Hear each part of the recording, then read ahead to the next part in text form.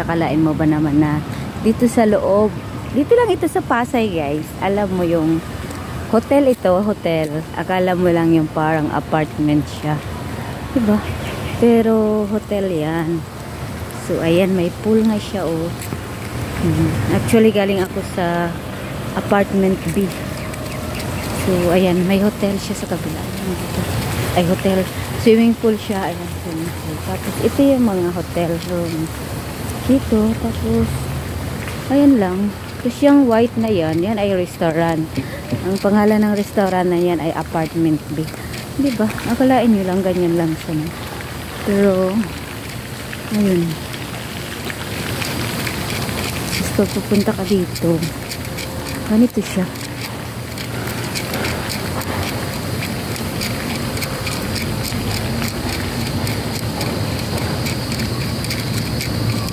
Ganito lang siya. Oh, ayan, yun yung hotel. Ay, yun yung hotel. Yun yung swimming pool. Diba ang ganda nyo dito? Oh, birthday siyang event place din siya. Oh. Akala mo yun tinatanim. Ay, oo nga. Parang dinidikit siya. Dinidikit lang siya. So yun, di ba? Akalain mo yun sa liblib na lugar. Parang liblib siya na lugar. Sa labas hindi mo siya makita guys na may hotel tsaka may restaurant. Basta wini-waste lang yan. Or kaya ginugugel ko lang yung pangalan. Kasi sa tagal kong dumaan dito sa Pasay.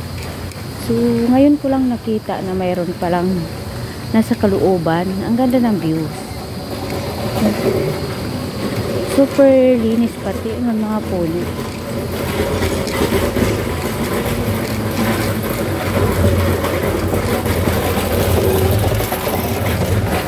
Dito ba yun ang gate? Yan ay FB Harrison lang yan. Along highway lang siya FB Harrison. So yun, ang mga hotels niya hindi siya tulad ng hotels na alam mo yun, parang apartment pero magkahiwa-hiwala. Parang event din yun. Tsaka lawak-lawak niyan. Diba? Sa parkingan pa lang Panama na. So yun, sino mag-akala na dito sa isang liblib na tabi ng gilid ng kalsada may hotel tsaka isang restaurant lang, kasi sila ay partners, diba? Oh. Kaya ang pangalan ng hotel na to ay Henry Hotel Manila, and then yung restaurant ay Apartment B. Ayun, diba ang ganda-ganda ng view? Pero sasakay na tayo. Ay.